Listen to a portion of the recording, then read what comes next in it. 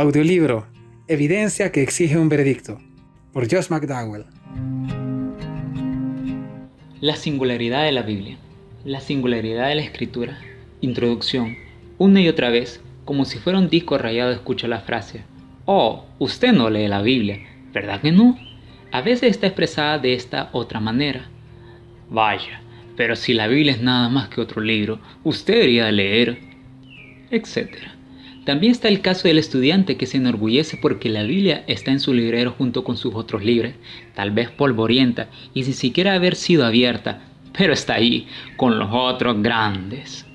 Y tenemos el caso del profesor que desacredita la Biblia ante sus alumnos y se ríe despreciativamente ante el pensamiento de leerla.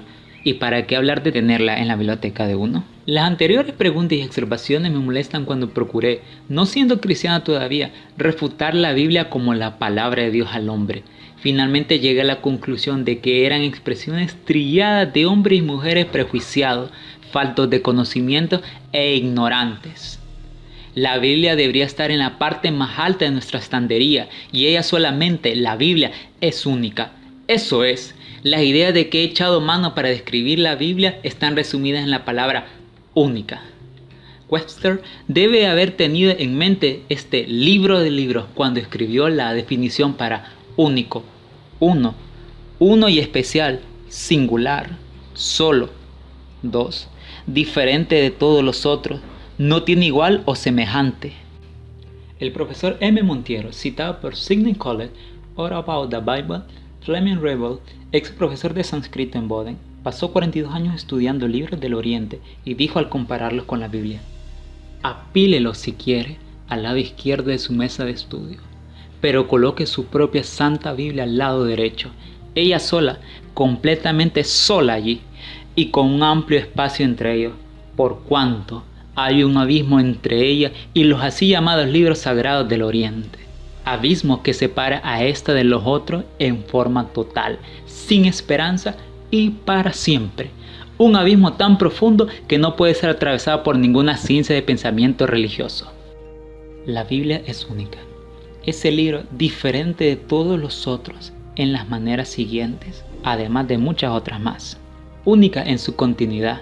He aquí un libro, 1. Escrito en un periodo de 1600 años. 2. Escrito a lo largo de 60 generaciones.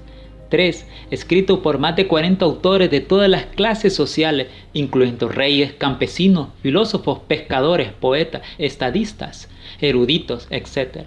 Moisés, líder político adiestrado en las universidades de Egipto. Pedro, un pescador.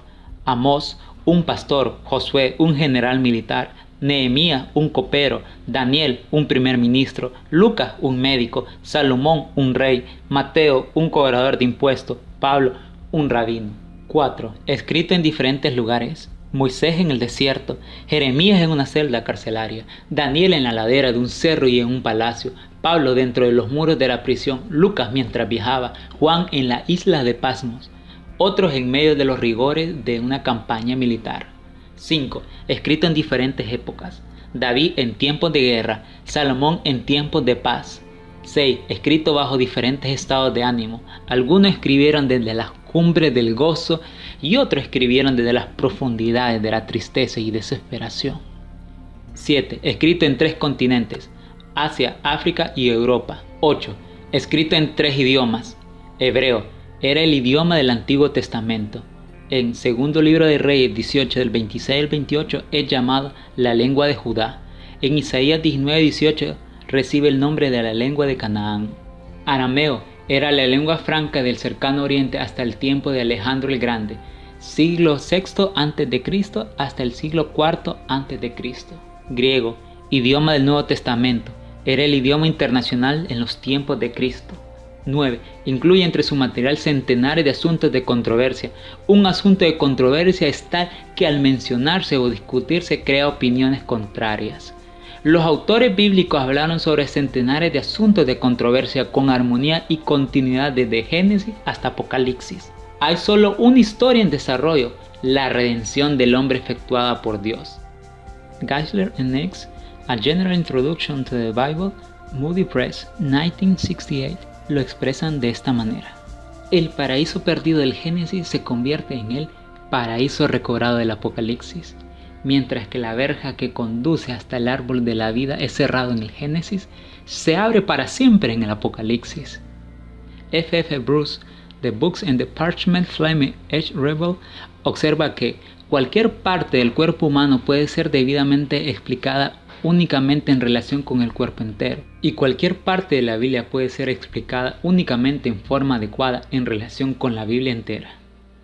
Bruce concluye de este modo: la Biblia, a primera vista, parece ser una colección de literatura, principalmente judaica.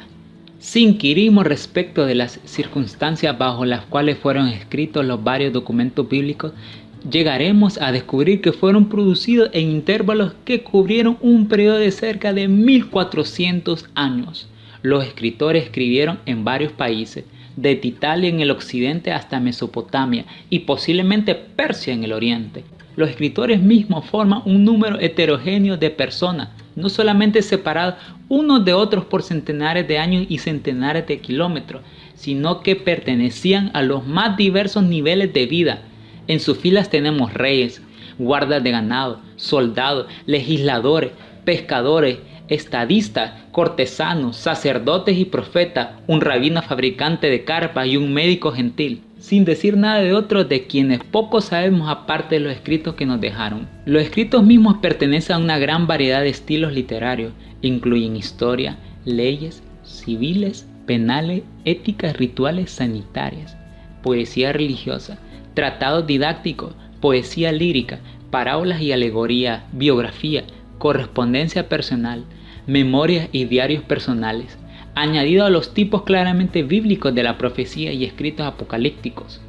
Por todo ello, la Biblia no es simplemente una antología, existe una unidad en todo el conjunto.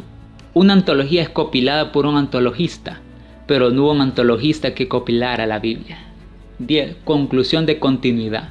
Una comparación con los grandes libros del mundo occidente. Un representante de los grandes libros del mundo occidental llegó hasta mi casa reclutando vendedores para su serie. Extendió ante mí las cartillas de la serie de grandes libros del mundo occidental. Estuvo hablando durante 5 minutos con nosotros acerca de la serie de grandes libros del mundo occidental, y nosotros pasamos 1 hora y media hablándole acerca del más grande de todos los libros. Lo desafié para que seleccionara 10 de esos autores que pertenecieran todos a la misma clase social, que fueran de la misma generación, del mismo lugar, de la misma época, que tuvieran el mismo estado de ánimo, que fueran del mismo continente, que hablaran la misma lengua y que trataran de solamente un asunto de controversia. La Biblia habla de cientos de ellos con armonía y pleno acuerdo. Luego le pregunté, ¿se mostrarían ellos, los autores, de acuerdo? Hizo una pausa y luego replicó, no. ¿Qué resultaría de todo ello? Volví a preguntarle. Inmediatamente dijo, una mezcolanza. 2 días más tarde, él rindió su vida a Cristo, el tema de la Biblia. ¿Cómo explicar esto? Muy simple. Cualquier hombre que estuviese buscando sinceramente la verdad consideraría un libro con la singularidad mencionada.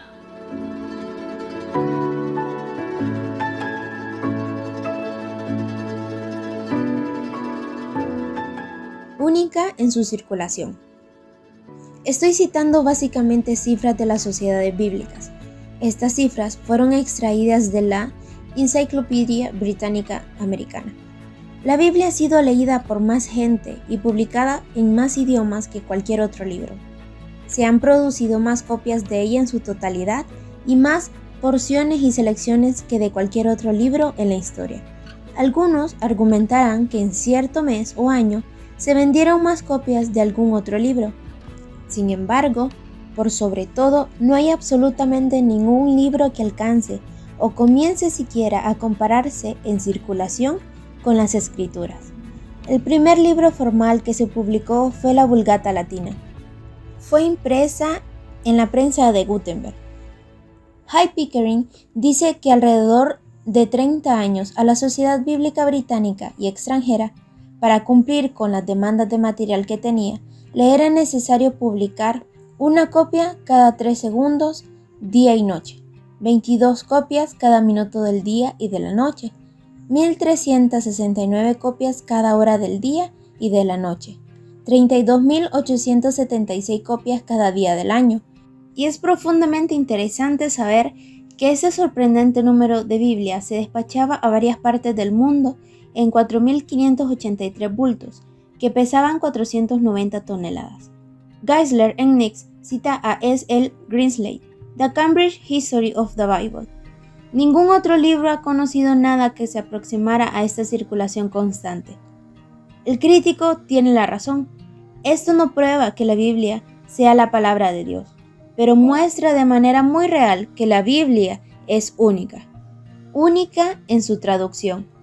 La Biblia fue el primer libro que se tradujo, la Septuaginta, traducción griega del Antiguo Testamento hebreo, 250 años antes de Cristo. La Biblia ha sido traducida y vuelta a traducir y parafraseada más que cualquier otro libro existente.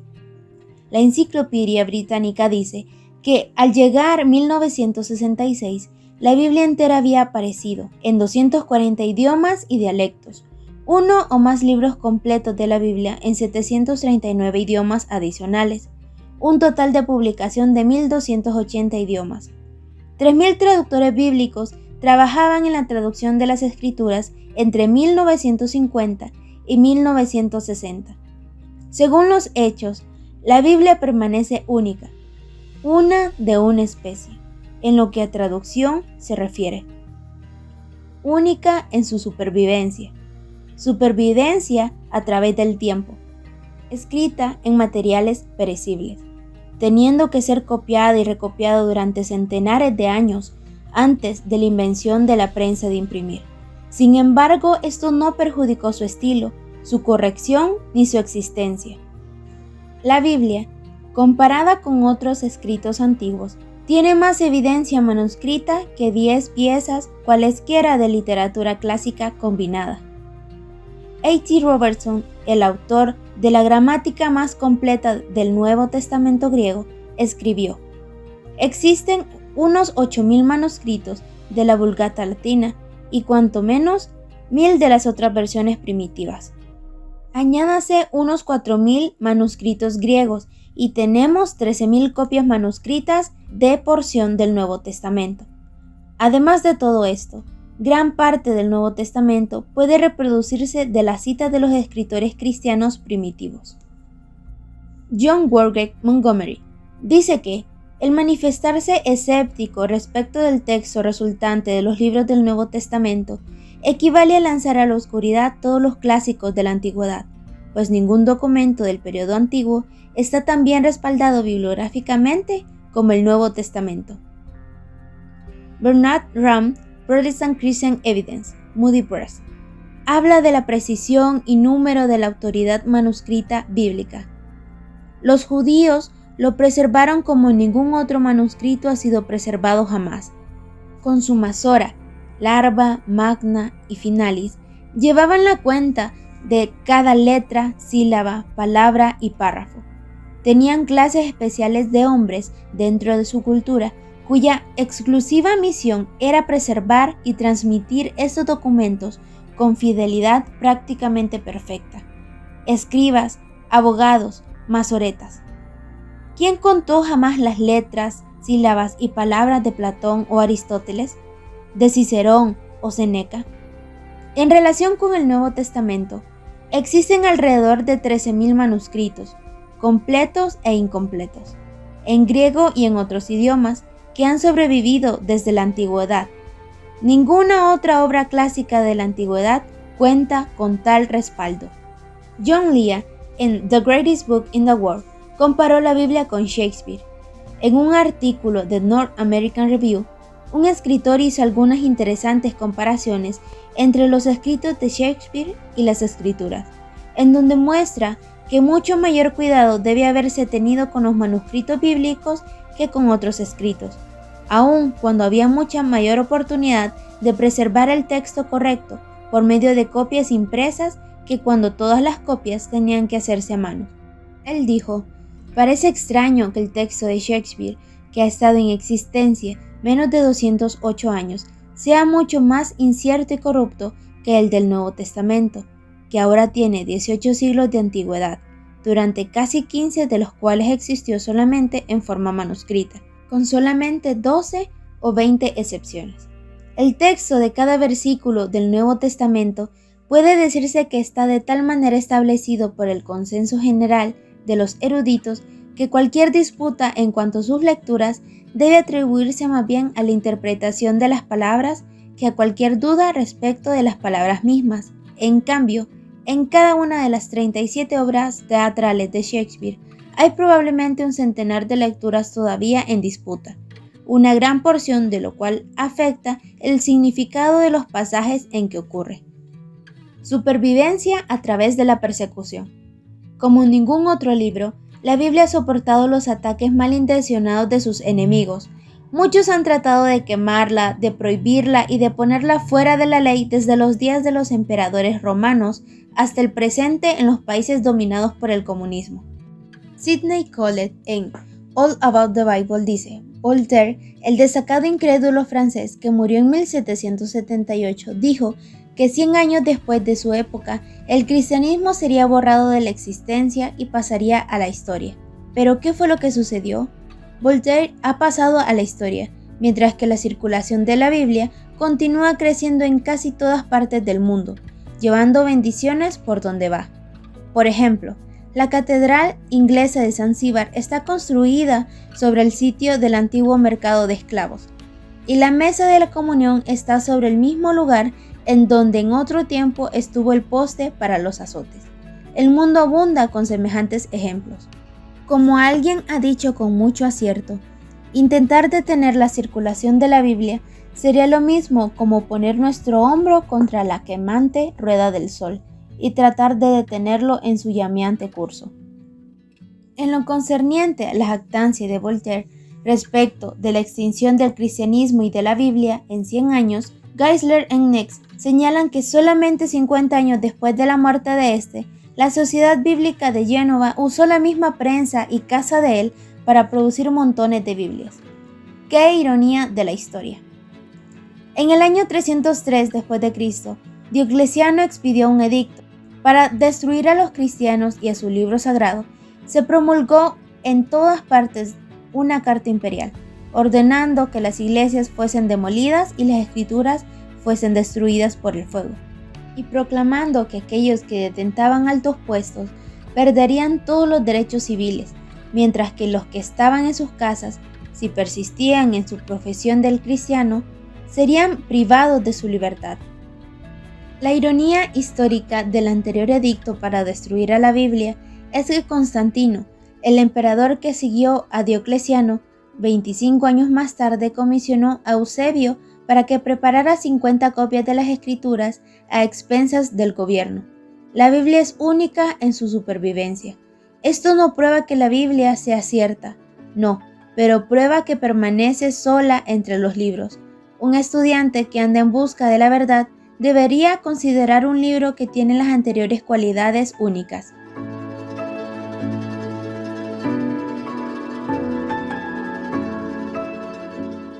(3D) Supervivencia en medio de la crítica. H.L. Hastings, citado por John W. Lee, ha ilustrado con gran fuerza la manera única en que la Biblia ha soportado los ataques de la infidelidad y del escepticismo. Los incrédulos han estado refutando y atacando este libro, y sin embargo, en la actualidad permanece tan sólido como una roca. Su circulación aumenta, y es más amado y querido y leído hoy que nunca antes. Los incrédulos, con todos sus asaltos, han hecho tanta impresión en este libro como la que haría un hombre con un martillo de tapicero, golpeando las pirámides de Egipto. Cuando el monarca francés propuso que se persiguiera a los cristianos en sus dominios, un anciano estadista y soldado le dijo: «Señor, la Iglesia de Dios es un yunque contra el cual se han estado gastando muchos martillos. Así es como los martillos de los incrédulos han estado golpeando contra este libro por las edades, pero los martillos se gastan y el yunque todavía dura. Si este libro no hubiese sido el libro de Dios, hace tiempo que los hombres lo hubieran destruido. Los emperadores y papas, reyes y sacerdotes príncipes y gobernantes, todos ellos han probado su mano contra él. Ellos mueren y el libro todavía vive. Bernard Ram añade que más de 1 millar de veces las campanas han anunciado la muerte de la Biblia, se han formado la procesión fúnebre, se ha inscrito la lápida mortuoria y se ha leído el oficio, pero de manera inexplicable el cadáver nunca ha aparecido. Ningún otro libro ha sido tan molido, acuchillado, cernido, escudriñado y vilipendiado. ¿Qué libro de filosofía o de religión, de psicología o de belles lettres, de los tiempos clásicos o modernos, ha sido sujeto a un ataque masivo semejante al que ha sufrido la Biblia, con el mismo rencor y escepticismo, con tal perfección y erudición, sobre cada capítulo, línea y declaración? La Biblia todavía es amada por millones, leída por millones y estudiada por millones. Hubo un tiempo cuando se hablaba de los resultados confirmados de la alta crítica, pero ahora los más altos críticos están cayendo al lado del camino. Tomemos por ejemplo la hipótesis documentaria. La base para su desarrollo fue que el Pentateuco no pudo haber sido escrito por Moisés, pues los resultados confirmados de la alta crítica han demostrado que la escritura no se conocía en el tiempo de Moisés. Por consiguiente, es obvio que tenía que ser de autor más reciente. Las mentes de los críticos se pusieron a trabajar. Los escritores J, E, P, D reunieron todo el material. Fueron tan lejos como para dividir un versículo en 3 diferentes autores. Construyeron grandes estructuras de crítica. Pero fue entonces cuando uno de los individuos descubrieron el código negro. Tenía sobre sí caracteres en forma de cuña y contenía en detalle las leyes de Hammurabi. ¿Era posterior a Moisés? No, era anterior a la época de Moisés. Y no solamente eso, sino que era anterior a Abraham, 2000 años antes de Cristo. Sobrepasaba en antigüedad a los escritos de Moisés, cuando menos en 3 siglos. Sorprendentemente era anterior a Moisés, a quien se suponía ser un hombre primitivo carente de alfabeto. ¡Qué ironía de la historia! La hipótesis documentaria aún es enseñada, sin embargo, su base original, los resultados confirmados de la alta crítica, ha sido erradicada tras haberse demostrado su falsedad. Los críticos dijeron que los muros de Jericó no pudieron haberse desplomado, y usted sabe que ellos están equivocados, se desplomaron. Los resultados confirmados de la alta crítica negaron la existencia de los hititas, pueblo que en aquel tiempo se mencionó solamente en el Antiguo Testamento. No existían otros registros de ellos, deben ser un mito. Bueno, se equivocaron otra vez. Como resultado de la arqueología, ahora hay centenares de referencias que cubren más de 1200 años de civilización hitita. Earl Radmacher, presidente del Seminario Bautista Conservador, Portland, Oregon, citando a Nelson Glueck, expresidente del Seminario Teológico Judaico en el Colegio Hebreo Unido de Cincinnati, y quien es uno de los 3 más famosos arqueólogos, dice: yo le escuché hablando de Glueck cuando él estuvo en el Templo Emanuel en Dallas, y vi cómo se enrojecía su rostro al decir: he sido acusado de enseñar la inspiración verbal plenaria de la Escritura. Quiero que se me entienda que yo nunca he enseñado esto. Lo que he dicho es que en todas mis investigaciones arqueológicas jamás he encontrado un artefacto de la antigüedad que contradiga alguna de las declaraciones bíblicas. La Biblia es única cuando se trata de enfrentar a sus críticos. No existe otro libro en toda la historia como ella. Una persona que ande buscando la verdad haría bien en considerar a un libro que tiene las cualidades mencionadas. Única en sus enseñanzas. Profecía.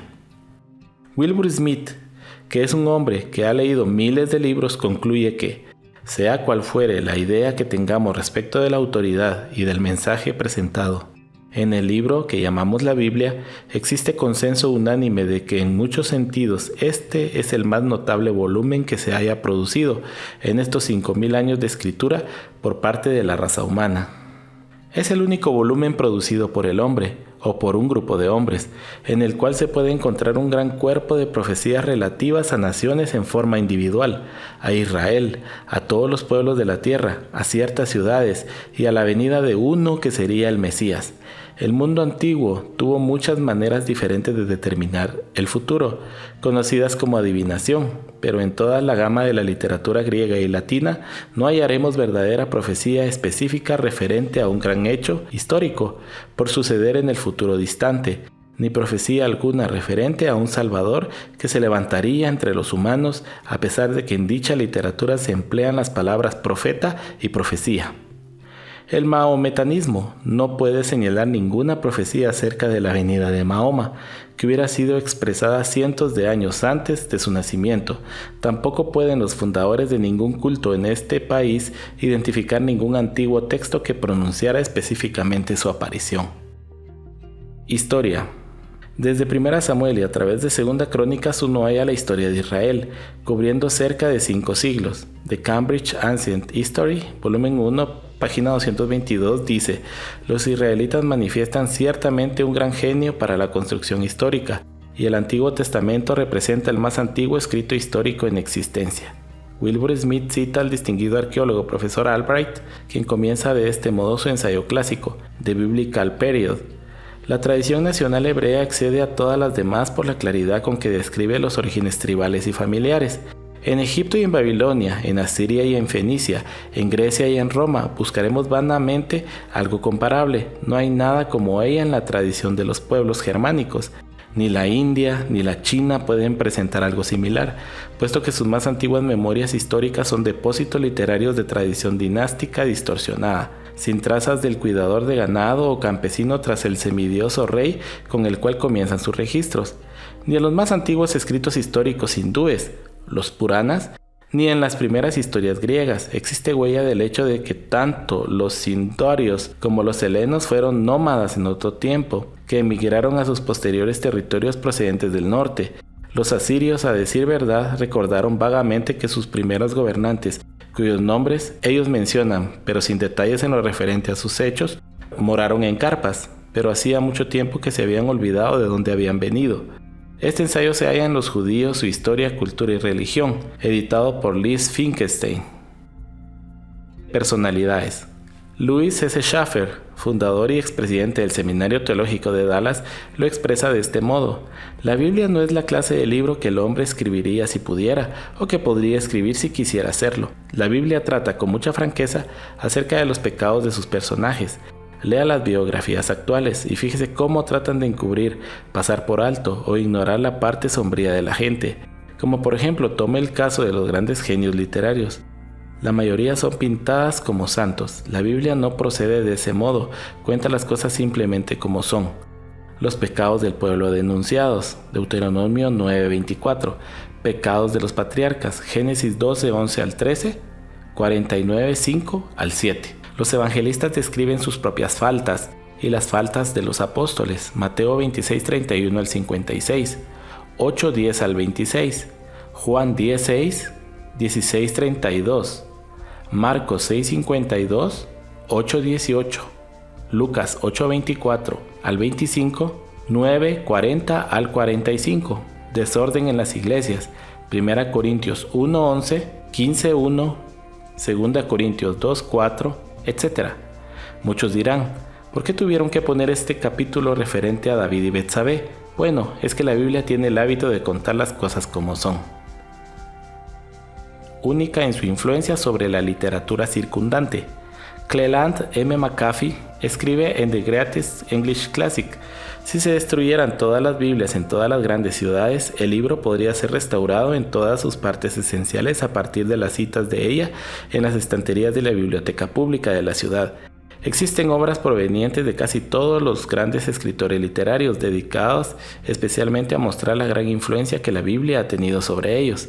El historiador Philip Schaff, The Person of Christ, American Tract Society, 1913, describe vívidamente la singularidad de ella, lo mismo como la del Salvador que ella presenta.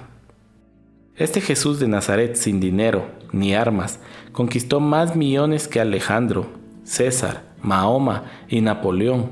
Sin ciencia y sin erudición, derramó más luz sobre las cosas divinas y humanas que todos los filósofos y eruditos combinados. Sin la elocuencia de las escuelas, habló tales palabras de vida como nunca antes o después fueron dichas, y produjo efectos que yacen más allá del alcance del orador o del poeta. Sin describir ni una sola línea, puso en movimiento más plumas y proporcionó temas para más sermones, oraciones, discusiones, volúmenes de erudición, obras de arte y cánticos de alabanza que el ejército completo de grandes hombres de los tiempos antiguos y modernos. Bernard Ramm, Protestant Christian Evidence, Moody Press, 1957, agrega: existen complejidades de estudios bibliográficos que no tienen paralelo en ninguna otra ciencia o departamento del conocimiento humano. A partir de los padres apostólicos por allá por el año 95 después de Cristo hasta los tiempos modernos, existe un gran río literario inspirado por la Biblia: diccionarios bíblicos, enciclopedias bíblicas, léxicos bíblicos, atlas bíblicos y geografías de la Biblia. Estos pueden considerarse como el punto de partida. Luego, a la aventura, podemos mencionar la vasta bibliografía sobre teología, educación religiosa, himnología, misiones, los idiomas bíblicos, historias de la iglesia, biografía religiosa, obras devocionales, comentarios, filosofías de la religión, evidencias, apologética, etc. Parece haber un número interminable.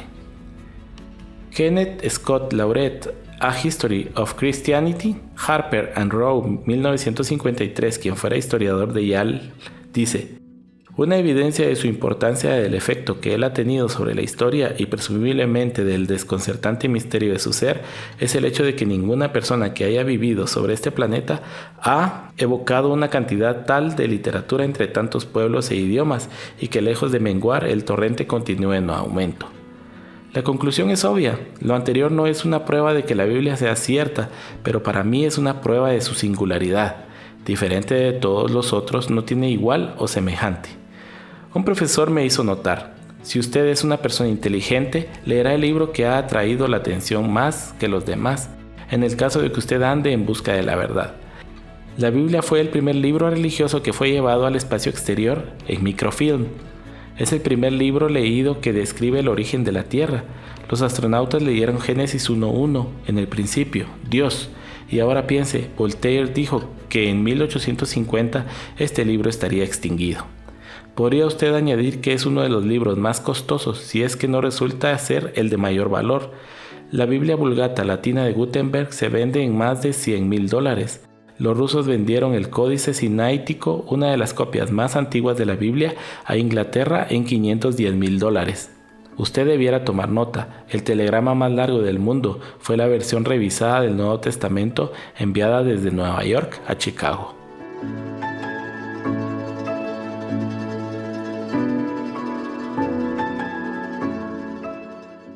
¿Cómo fue preparada la Biblia?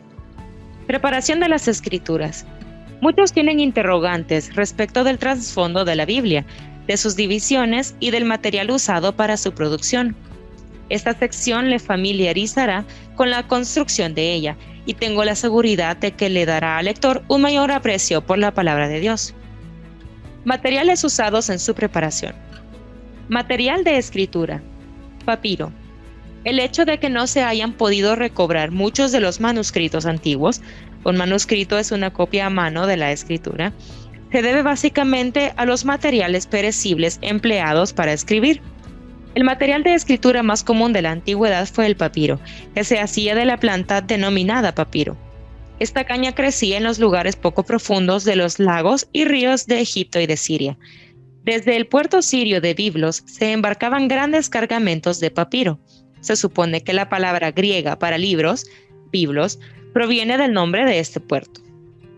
The Cambridge History of the Bible presenta un relato de la manera en que se preparaba el papiro para escribir. Las cañas eran cortadas en tiras de toda su longitud y luego se las reducía a muy finas rebanadas antes de ser golpeadas y prensadas para formar dos capas que se colocaban en ángulo recto uno respecto de la otra. Al secarse, la superficie blanquecina se suavizaba con una piedra o con otro implemento. Plinio se refiere a varias cualidades del papiro y se le halla en diversos grosores y superficies antes del periodo del Nuevo Reino, tiempo en que las hojas eran a menudo muy delgadas y translúcidas. El fragmento más antiguo de papiro que se conoce data de 2400 a.C. Los primeros manuscritos se hicieron en papiro y habría sido difícil que sobrevivieran, excepto en zonas secas, tales como las arenas de Egipto o en cavernas similares a las de Qumran, en donde se descubrieron los rollos del Mar Muerto. El papiro estaba en pleno uso hasta alrededor del tercer siglo después de Cristo. Pergamino. Este era el nombre que se le daba a las pieles curtidas de ovejas, cabras, antílopes y otros animales. Estas pieles eran desprovistas del pelo y se las rasqueteaba con el fin de producir un material de escribir más durable. F.F. Bruce escribe que la palabra pergamino proviene del nombre de la ciudad de Pérgamo, en Asia Menor, pues la producción de este material de escritura estuvo asociada durante algún tiempo con aquel lugar. Vitela. Era el nombre que se le daba al cuero de ternero. A menudo la vitela se teñía de color púrpura. Algunos de los manuscritos que se conservan en la actualidad son de vitela púrpura. La escritura sobre vitela teñida era generalmente de color dorado o plateado. Harold Greenlee dice que los más antiguos rollos de cuero datan de alrededor del 1500 a.C. Otros materiales de escritura. Ostraca. Esta es alfarería sin vidriar, muy común entre el pueblo. El nombre técnico es tiesto o cacharro y se le ha encontrado en abundancia en Egipto y Palestina. Job 2:8. Se hacían inscripciones en piedra con una pluma de hierro. Tablillas de arcilla. Se escribían con un instrumento agudo y luego se secaban con el fin de que el registro quedara en forma permanente. Jeremías 17:13, Ezequiel 4:1. De todos los materiales de escritura, este era el más barato y uno de los más durables. Tablillas de cera. Se empleaba un estilete metálico sobre un trozo de madera plana recubierta con cera. Instrumentos usados para escribir. Cincel. Instrumento de hierro para grabar en piedra. Estilo metálico. Instrumento de cabeza plana y con forma de cuña. El estilo se usaba para hacer inscripciones en arcilla y en tablillas de cera. Pluma. Una caña con punta era hecha de juncos, Juncus maritimis, de 15 a 40 centímetros de largo, quedando el extremo cortado en forma de cincel, con el fin de poder hacer inscripciones con forma gruesa o delgada, con los lados ancho o angosto de la misma. La pluma de caña estaba en uso desde comienzos del primer milenio en Mesopotamia, desde donde muy bien pudo ser adoptada, en tanto que la idea de usar una pluma de ave parece haber provenido de los griegos en el siglo III a.C. Jeremías 8:8. Se usó pluma sobre vitela, pergamino y papiro. La tinta era generalmente un compuesto de carbón, goma y agua.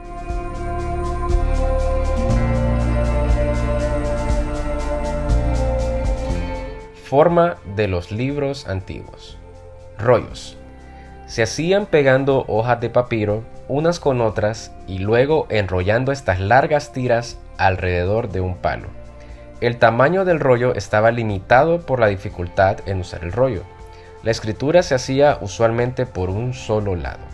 Un rollo escrito por ambos lados recibe el nombre de opistógrafo. Apocalipsis 5:1. Se tiene conocimiento de rollos que medían 48 metros de largo. El rollo promedio medía alrededor de 7 a 12 metros. No es de extrañarse que Calímaco, un catalogador profesional de libros de la Biblioteca de Alejandría, dijera que un gran libro es una gran molestia. Forma de códice o de libro. Con el fin de facilitar la lectura y reducir el bulto, las hojas de papiro se disponían en forma de un libro y se escribían por ambos lados. Greenlee dice que el cristianismo fue la principal razón por la cual se desarrolló la forma de códice o de libro. Los autores clásicos escribieron sobre rollos de papiro hasta alrededor del siglo III después de Cristo. Tipos de escritura. Escritura uncial era la que usaba letras mayúsculas, las que eran dibujadas con sumo cuidado. Se le conoció como el libro de mano. El Vaticano y el Sinaítico son manuscritos unciales. Escritura minúscula era un escrito de letras más pequeñas con mano corrida, conectadas. Fue creado para aumentar la producción de libros. Este cambio fue iniciado en el siglo IX. Los manuscritos hebreo y griego fueron escritos sin separación entre palabras. El hebreo se escribió sin vocales hasta el año 900 después de Cristo, cuando aparecen los masoretas. Bruce Metzger, The Text of the New Testament, Oxford University Press, 1968, responde a aquellos que hablan de las dificultades de un texto continuo. No debe pensarse, sin embargo, que tales ambigüedades ocurren muy a menudo en el griego. En este idioma es una regla, con muy pocas excepciones, que las palabras nativas griegas terminan únicamente en una vocal o en un diptongo, o en una de 3 consonantes, V, P, S.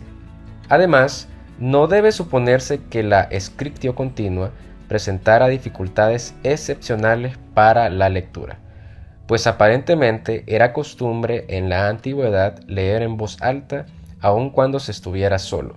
De modo que a pesar de la ausencia de espacio entre las palabras, por el hecho de pronunciar para sí lo que se leía sílaba tras sílaba, uno pronto se acostumbraba a leer la scriptio continua.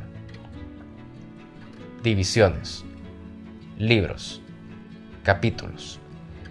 Las primeras divisiones, 586 a.C., se le hicieron al Pentateuco. 154 agrupaciones, Sedarim, para facilitar su lectura en un plan de 3 años. 50 años más tarde se le seccionó en 54 divisiones, para Shillot, y en 669 segmentos más pequeños para facilitar la ubicación de referencias. Estas se usaron en un ciclo de lecturas de 1 año. Los griegos hicieron divisiones alrededor del año 250 después de Cristo. El más antiguo sistema de división en capítulos data del año 350 después de Cristo, aproximadamente en los márgenes del Códice Vaticano. Heisler y Nix escribieron que no fue sino hasta el siglo XIII que estas secciones fueron cambiadas. Esteban Lacton, profesor de la Universidad de París y más tarde arzobispo de Canterbury, dividió la Biblia según la moderna división en capítulos. Versículos. Los primeros indicadores de versículos variaron desde el uso de espacios entre palabras hasta letras o números. No se usaron sistemáticamente de manera universal. Las primeras divisiones en versículos ampliamente aceptadas aparecieron alrededor del 900 después de Cristo. La Vulgata Latina fue la primera Biblia que incorporó la división tanto en capítulos como en versículos en el Antiguo y Nuevo Testamento. El canon. Introducción. Significado de la palabra canon. La palabra canon viene de una raíz que significa caña. En hebreo es gané y en griego es canon. La caña se utilizó para medir y eventualmente llegó a tener el significado de norma. Orígenes utilizó la palabra canon para expresar lo que llamamos la regla de fe, la norma por la cual hemos de medir y evaluar. Más tarde llegó a significar una lista o índice. La palabra canon aplicada a la escritura significa una lista oficialmente aceptada de libros. Una cosa que debe recordarse es que la Iglesia no creó el canon o los libros incluidos en lo que llamamos escrituras. Más bien, la Iglesia reconoció los libros que fueron inspirados desde su comienzo. Estos fueron inspirados por Dios al ser un libro para incluirlo en el canon. Había básicamente 5 principios guía que se usaban para determinar si un libro era o no canónico o de la escritura. Heisler y Nix toman nota de estos 5 principios. Número 1. ¿Es autoritativo? ¿Provino de la mano de Dios? ¿Viene este libro con un divino "así dice el Señor"? Número 2. ¿Es profético? ¿Fue escrito por un hombre de Dios? Número 3. ¿Es auténtico? Los padres de la iglesia eran partidarios de la política de si estás en duda, deséchala. Esto realzó la validez de su discernimiento de los libros canónicos. Número 4. ¿Es dinámico? ¿Tiene el poder de Dios que transforma las vidas? Número 5. ¿Fue recibido, reunido, leído y usado? ¿Fue aceptado por el pueblo de Dios? Pedro reconoció las obras de Pablo como escritura al mismo nivel que la escritura del Antiguo Testamento. Segunda de Pedro 3:16. Canon del Antiguo Testamento. Factores que determinaron la necesidad del canon del Antiguo Testamento. El sistema judaico de sacrificios concluyó con la destrucción de Jerusalén y del templo en el año 70 después de Cristo. Los judíos fueron esparcidos y se vieron en la necesidad de determinar cuáles libros constituían la autorizada palabra de Dios a causa de la existencia de muchos escritos extraescriturales y de la descentralización. Los judíos llegaron a ser un pueblo de un libro y fue este libro lo que los mantuvo unidos. El cristianismo comenzó a florecer y comenzaron a circular muchos escritos de los cristianos. Los judíos necesitaban urgentemente poner a estos en evidencia y excluirlos de entre sus escritos y de su uso en las sinagogas. Uno necesita tener cuidado para separar el canon hebreo de las escrituras de la variedad de literatura religiosa. El canon hebreo. A continuación aparece la división del canon del Antiguo Testamento judaico. Ha sido tomado de mis apuntes del seminario, pero puede hallarse en muchos libros tales como las ediciones modernas del Antiguo Testamento judío. Verifique The Holy Scriptures según el texto masorético y Biblia hebraica, Rudolf Kittel, Paul Keil. La ley, Torá. 1. Génesis. 2. Éxodo. 3. Levítico. 4. Números. 5. Deuteronomio. Los profetas, Nefjim. A. Profetas anteriores. 1. Josué. 2. Jueces. 3. Samuel. 4. Reyes. B. Profetas posteriores. 1. Isaías. 2. Jeremías. 3. Ezequiel. 4. Los 12. Las escrituras, Ketuvim o hagiografía. A. Libros poéticos. 1. Salmos.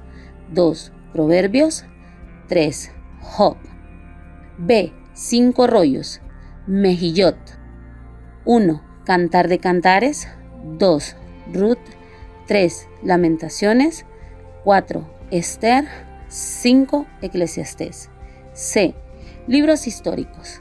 1. Daniel. 2. Esdras, Nehemías. 3. Crónicas. Aun cuando los cristianos tenemos el mismo canon del Antiguo Testamento, el número de libros difiere, pues nosotros dividimos Samuel, Reyes, Crónicas, etc. en 2 libros cada uno. Los judíos consideran también a los profetas menores como un solo libro. El orden de los libros también difiere. El Antiguo Testamento protestante sigue un orden tópico en lugar de un orden oficial. 3c. El testimonio de Cristo respecto del canon del Antiguo Testamento. 1d. Lucas 24:44. En el aposento alto Jesús dijo a sus discípulos: era necesario que se cumpliese todo lo que está escrito de mí en la ley de Moisés, en los profetas y en los salmos. Con estas palabras, él indicó las 3 secciones en que estaba dividida la Biblia hebrea: la ley, los profetas y los escritos, aquí llamados los salmos, probablemente porque el libro de Salmos es el primero y el más largo de esta tercera sección. Juan 10:31 al 36 y Lucas 24:44. Jesús no estaba de acuerdo con las tradiciones orales de los fariseos, Marcos 7 y Mateo 15, pero no sucedía lo mismo con su concepto del canon hebreo. No existe evidencia alguna de disputas entre él y los judíos concerniente a la canonicidad de algún libro del Antiguo Testamento. Lucas 11:51 y también Mateo 23:35, desde la sangre de Abel hasta la sangre de Zacarías. Jesús confirma aquí su testimonio respecto a todo el canon del Antiguo Testamento. Abel, como todos saben, fue el primer mártir, Mateo 4:8. Zacarías es el último mártir que se menciona, de acuerdo al orden del Antiguo Testamento hebreo, habiendo sido apedreado mientras profetizaba al pueblo en el patio de la casa de Jehová, segunda de Crónicas 24:21. Génesis era el primer libro del canon hebreo y Crónicas era el último. Jesús dijo básicamente, desde Génesis hasta Crónicas, o de acuerdo a nuestro orden, desde Génesis hasta Malaquías. Testimonios de escritores extrabíblicos. El registro más antiguo referente a una triple visión del Antiguo Testamento se halla en el prólogo del libro eclesiástico, escrito en el 130 a.C. El prólogo, escrito por el nieto del autor, dice: la ley y los profetas y los otros libros de los padres. Existían tres divisiones definidas de la escritura. Josefo, de fines del primer siglo después de Cristo, escribe en Contraopinión 1: desde Artajerjes hasta nuestro tiempo todo ha sido registrado, pero no ha sido considerado digno del mismo crédito que lo que había precedido, pues la exacta sucesión de los profetas cesó, pero la clase de fe que hemos colocado en nuestros propios escritos se evidencia por nuestra conducta, pues aun cuando ha pasado muy largo tiempo, nadie se ha atrevido a añadirles algo o a suprimirles algo, ni a alterarlos en manera alguna. Desde Artajerjes se refiere al tiempo en que fue escrito el último libro, o sea, Malaquías. Crónicas es el libro que ocupaba el último lugar en el canon hebreo, pero Malaquías fue el último que se escribió. El Talmud, Tohefta Yadaim 3:5 dice: el Evangelio y los libros de los herejes no contaminan las manos. Los libros de Ben Sira y cualquiera otros libros que se hayan escrito desde su tiempo no son canónicos. Seder Olam Rabbah 30 escribe: hasta este punto, tiempo de Alejandro el Grande, los profetas profetizaron por medio del Espíritu Santo. Desde este tiempo en adelante, inclina tu oído y atiende a los dichos de los sabios. El Talmud babilónico, Tratado Sanedrín 7 y 8, 24. Después de los últimos profetas, Ageo, Zacarías y Malaquías, el Espíritu Santo se apartó de Israel. Melitón, obispo de Sardis, es el autor de la más antigua lista del canon del Antiguo Testamento de que tenemos noticia, 170 después de Cristo. Eusebio, Historia Eclesiástica 4:26, guardó el registro de sus comentarios. Melitón dijo que él había obtenido una lista mientras viajaba en Siria. Los comentarios de Melitón se encontraron en una carta dirigida a Anésimo, su amigo. Sus nombres son estos: 5 libros de Moisés: Génesis, Éxodo, Números, Levítico, Deuteronomio, Jesús Nahue, Jueces, Ruth, 4 libros de Reinados, 2 de Crónicas, los Salmos de David, los Proverbios de Salomón, llamados también Sabiduría, Eclesiastés, Cantar de Cantares, Job, de los profetas, Isaías, Jeremías, los 12 en un solo libro, Daniel, Ezequiel, Esdras. F. Bruce comenta que es muy posible que Melitón incluyera Lamentaciones con Jeremías y Nehemías con Esdras, aun cuando es curioso hallar a Esdras clasificado entre los profetas. En ese caso, su lista contiene todos los libros del canon hebreo, arreglados de acuerdo al orden de la Septuaginta, con la excepción de Esther. Pudiera ser que Esther no haya estado incluido en la lista que él recibió de sus informes en Siria. La división en 3 secciones del presente texto judío, con 11 libros en los escritos, se deriva de la Mishah, Tratado Baba Batra, siglo V después de Cristo. Testimonio del Nuevo Testamento respecto del Antiguo Testamento como un todo. Mateo 21:42, 22:29, 26:54 y 56, Lucas 24, Juan 2, 22 al 26, 5:39 y 10:35, Hechos 17:2, 11 y 18:28, Romanos 1:2, 4:3, 9:7, 10:11, 11:2, 15:4, 16:26, Primera de Corintios 15:3 y 4, Gálatas 3:8, 3:22, 4:30, Primera de Timoteo 5:18, Segunda de Timoteo 3:16, Segunda de Pedro 1:20 al 21 y 3:16. Como dice la Escritura, Juan 7:38, sin más identidad específica debe haber habido un entendimiento general de la revelación de la Escritura con varios libros. El Concilio de Jamnia. Muchos estudiantes dicen: ciertamente sé lo referente a los cánones. Los líderes se reunieron en un concilio y decidieron cuáles eran los libros que mejor les ayudaban y enseguida obligaron a los demás a aceptarlos. Esto es lo más alejado de la verdad que uno pudiera imaginarse. Los comentarios de F. Bruce y de H. Rowley vienen aquí muy al caso. F. Bruce, en The Book and the Parchment, dice: la razón principal para inquirir si los escritos están completos en el tiempo de nuestro Señor es que se conservan registros de discusiones que se suscitaron entre los rabinos después de la caída de Jerusalén en el año 70 después de Cristo acerca de algunos de los libros de esta sección. Cuando la destrucción de la ciudad y del templo eran inminentes, un gran rabino que pertenecía a la escuela de Hillel en el partido farisaico, Yochanan ben Zakkai era su nombre, obtuvo permiso de los romanos para reconstruir el Sanedrín sobre una base puramente espiritual en Yafné o Jamnia, entre Jope y Osoto. Algunas de las discusiones que se llevaron a cabo en Jamnia fueron mantenidas mediante la transmisión oral y por fin fueron registradas en los escritos rabínicos. Entre sus debates consideraron si se les debía conceder reconocimiento canónico a los libros de los Proverbios, Eclesiastés, Cantar de Cantares y Esther. Se habían presentado objeciones contra estos libros por varias razones. Esther, por ejemplo, no contenía el nombre de Dios y Eclesiastés no lograba armonizar fácilmente con la ortodoxia contemporánea. Pero la conclusión de los debates de Jamnia fue el firme reconocimiento de todos estos libros como Santa Escritura. Edward G. Young, en su libro Infallible Word, dice: en verdad es dudoso que podamos hablar con corrección acerca del concilio de Jamnia. Estamos informados que se suscitaron discusiones entre los rabinos, pero no tenemos conocimiento que se hubiera llegado a decisiones formales u obligatorias, y es probable que las discusiones fueran informales, aun cuando no por ello sirvieran menos para ayudar a cristalizar y a fijar más firmemente la tradición judaica.